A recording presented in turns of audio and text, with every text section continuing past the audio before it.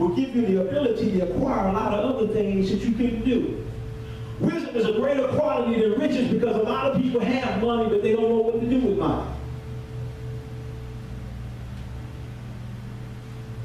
You know what I'm saying? You can have a man that has wisdom that can lose everything and he can start all over again. And he'll be successful over and over again. But you give a man riches without wisdom and he'll lose everything he got. You see people like that. You ever seen people, they down here and then you look up, they come up again. Where did they come up like that? Because they understand wisdom keys. They understand certain principles, and if you apply these certain principles, guess what? These are the results that will take place. And a wise man will be a man that what? Will partner with God. I'm running a business right now. I have no idea what I'm doing. Never ran a business in my life. Never thought I would have a business. Like I got tired of working for people and working for average. And see, folks will make you feel like you're worthy of anything, or make you feel like you don't have value, or you don't have worth. Come on. But how many know God said, Gary, I want you to start your own business. I said, well, Lord, you're going to have to help me on how to do it. He began to strategically put me in favor. And how many know when God gives you wisdom and his supernatural spirit is on your life, that he will give you favor. He'll give you favor. Because that's what he did with Daniel and what? You see the favor of God said? It said that the tender mercies and favor of God moved on the heart of Enoch. But God is the one that did it. And God wanted to show them off too. How many know God wanted to show us off in this time? God wants to be people. He wants to show off his children. He did that for what Daniel done. He caused them to rise up above all of what the king see. Now, let me get back around there. It says, and God said to Solomon, because this was in thine heart, and thou hast not asked riches or wealth or honor, nor the life of thine enemies, neither yet hast thou asked the king's life, but hast asked wisdom and knowledge for thyself, thou mayest judge my people over whom I have made thee king. Wisdom and knowledge is granted what? Unto thee. And look what else he got added. And I will give thee what? Riches and wealth and honor, such as none of the kings have had that have been before, neither shall any after that have what? The like. Wow. Solomon asked God for what? Wisdom. Then yes, he did. He asked for wisdom. He honored God. He reverenced God. The same spirit of excellence was operating in the life of Solomon. And God, divine wisdom, knowledge gave Solomon the advantage of all other kings that ruled in history. He was the wisest king. We see the divine secret to success and excellence in the things he accomplished. The riches and wealth he acquired. And you look at the story, you read about Solomon, it said that the king of Sheba, when she came to hear about the wisdom of Solomon. Yep. She had heard about it. But when she went to see it for herself, it blew her mind. Because Solomon had such wisdom that he, if you could look at the stuff that Solomon achieved, he built one of the most immaculate temples that could ever be built. He acquired more wealth than any other king ever acquired. He had all wisdom that kings and different ones would sit at his feet. That's a hell of a position to be in now. It was God's divine wisdom, divine grace, favor, and blessings of God that empowered King Solomon to function and operate on a level that was over and beyond the normal capacity of human ability. He was able to excel at a level of greatness that caused other nations and kingdoms to take notice of what Solomon had achieved in his reign as king of Israel. The book of Proverbs was written by Solomon. In the book of Proverbs, verse 1 and 7, it reads, the fear of the Lord is what? The beginning of knowledge. But what? Fools despise wisdom, destruction. Paul, this was written by a man who had wisdom. Proverbs is actually what's called the book. If we want to walk in divine wisdom and knowledge, we first have to what? Fear the Lord. I must have a reverential fear of God. We live in a society where people don't even fear God. And that's kind of insane because God is the one that holds your very life in his hand. He's the one that breathed the very breath of life even from the beginning of creation. When Adam first came on the scene, he said, God, what? Formed him from the dust of the ground. And he said, he breathed into Adam what? The breath of life. And he became what? A living soul. How many, God, the Bible said God has the power to put your body and your what? Your soul in him. Who would not reverence and respect and fear someone who has that type of supreme power, that supreme authority? We know how powerful God is. You just can look at the simple little things that happen in our society. Right? A simple tornado can come to a city in the amount of minutes and tear up miles and miles of stuff. Who's in control of all that? The Bible said that God creates evil and good.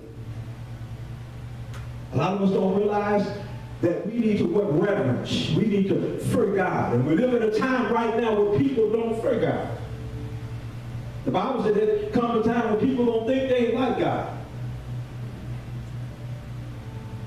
And then that's how it was with Adam and Eve. They said, we will be just like God. Knowing what? Good and evil. How can the creation be more greater what? Than the creator? It's impossible.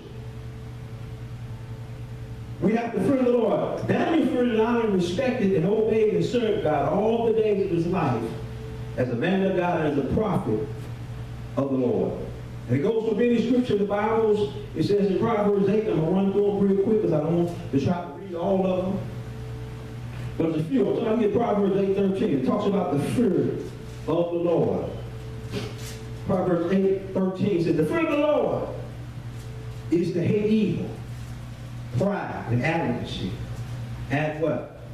The evil way. And the forward mouth does I hate. Somebody get Proverbs 8:13.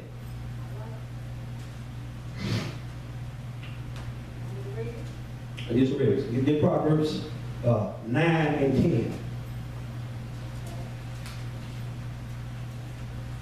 The fear of the Lord is the beginning of wisdom, and the knowledge of the holy is understanding. Y'all heard that? He said the fear of the Lord is what? Why is it the beginning of wisdom? Because all wisdom comes from what? God. The God of wisdom. If you want to be wise, it doesn't make a difference what your age group, because these were children. See, the young people think that, hey, just because I'm young right now, I don't need to have God in my life.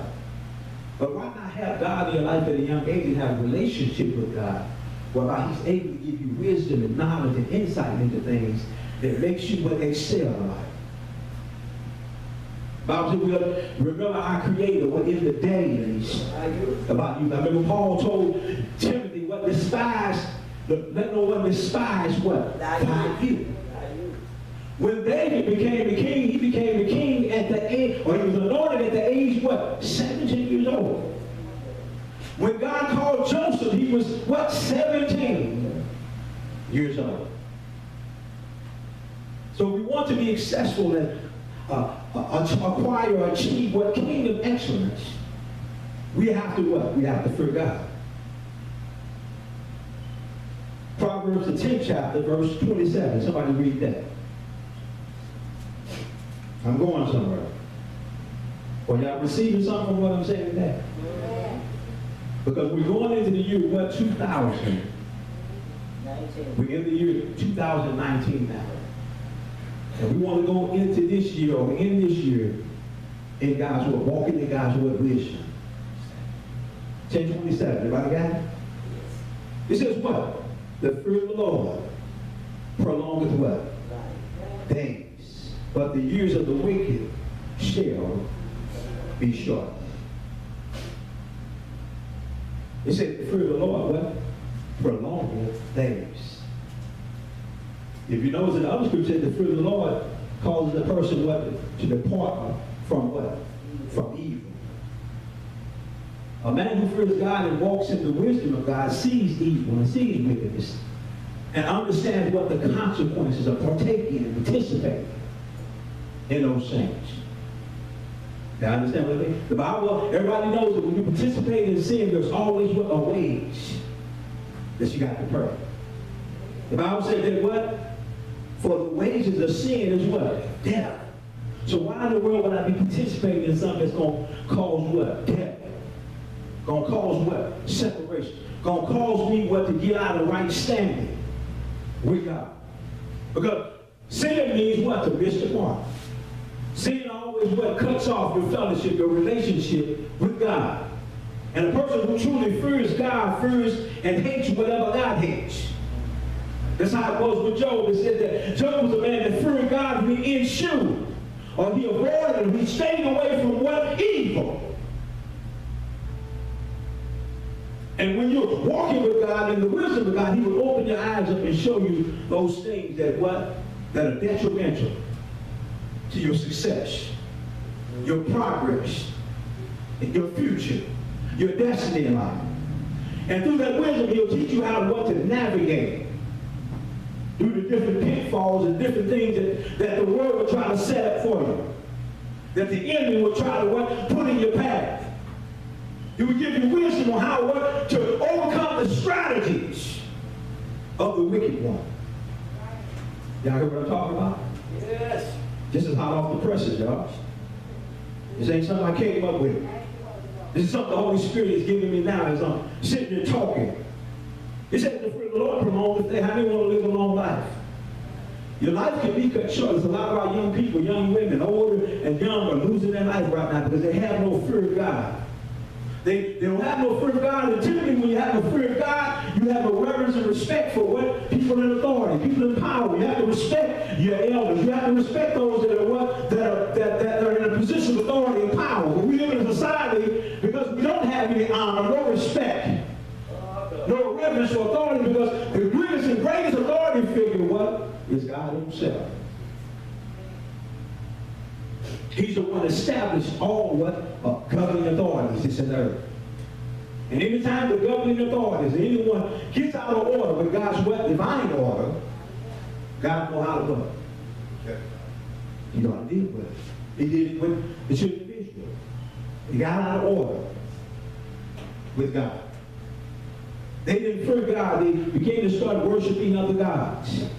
They began to start participating in things that God told them that would bring about the consequences if they continued in these things. And it got to a point where God said, I got to judge them. I got to deal with them.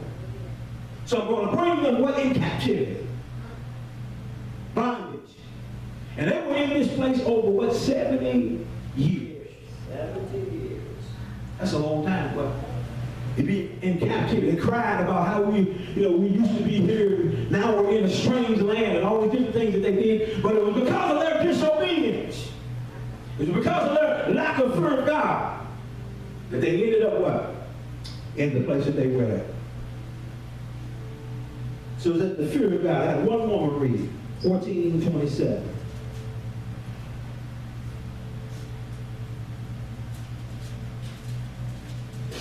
He said, the fear of the Lord is a fountain of life, to depart from what? The snares of death. Ain't that something? There's some snares. I know what a snare is. It's something that tries to what? Trap you. Y'all know about how they set up traps like the bears and them animals to get their foot caught in what? A snare. A snare. And I heard there's some things in life that you can get snared up in that can cost you what? Your life. Your life. But how many know the fear of the Lord is what? A fountain of life, to depart from what?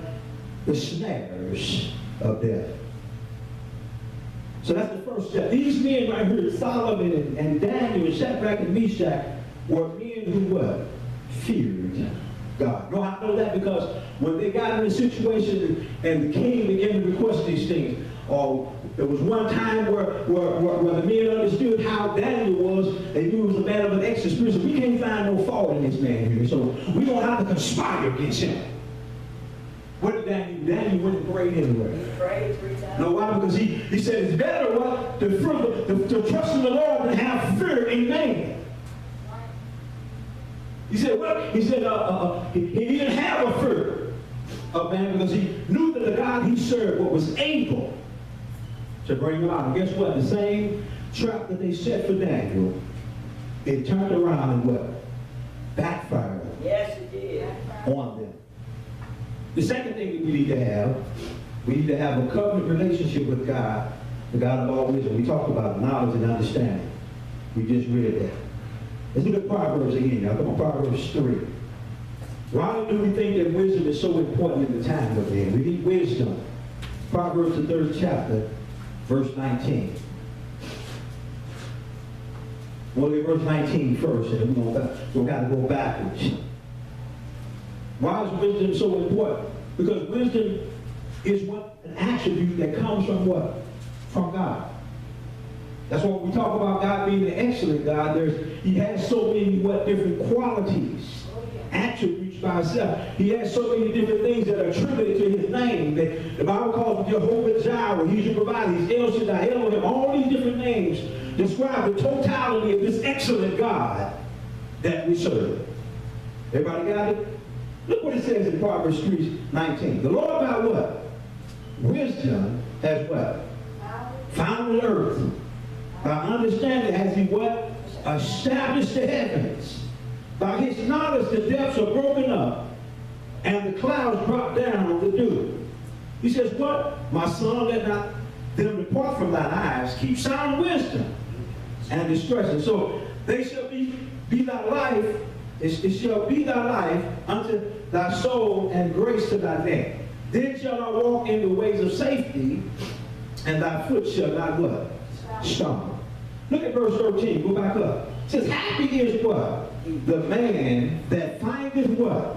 Wisdom, and the man that getteth what? Understanding. Look what he said, the value of wisdom. For the merchandise of it is what? Better than merchandise of silver, and the gain thereof of gold. She is more precious than what? Rubies, and all the things that thou canst desire, not to be compared unto her. Lift the daisies in her right hand, and in her left hand riches and honor. Her ways are ways of pleasantness, and all her paths are peace. She is what? A tree of life. And lay hold on her. Happy is everyone that what? Retaineth her. Ain't that pretty deep, y'all?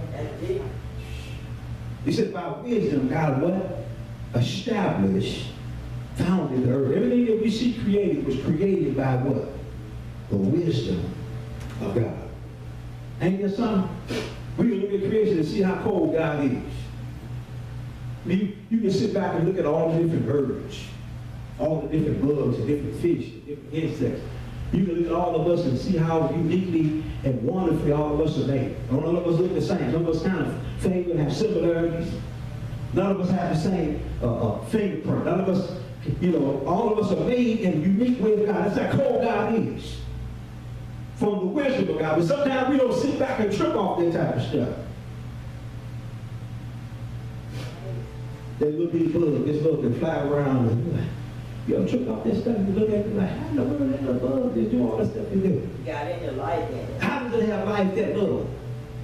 Go down in the middle of the ocean, and there's things down in the middle of the ocean that will blow your mind. Remember when we see that movie called Meg, about that big old shark. And somehow they had broken the surface and went down below the sea level to such a point that there were creatures down there that were totally different. They were in depths that no person could go down unless he did some type of form of machinery or something. But these different creatures that had never seen was down in the depths, in the glowing, and all these different colored-looking creatures down in the depths of the ocean. And all these things were created by what? The God of all what? Wisdom. Ain't that something? I was trying to spark your mind and get you stir up your thoughts. And we're going to get ready to close out.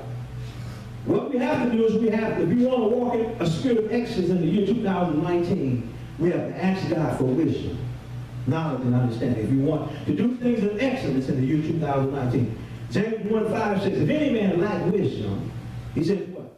Let him ask of God, that giveth to all men liberally and upbraideth not. And it shall what? Be given unto them. You ever heard the term One thing that Jesus said, whatever you ask for in my name. Many times we don't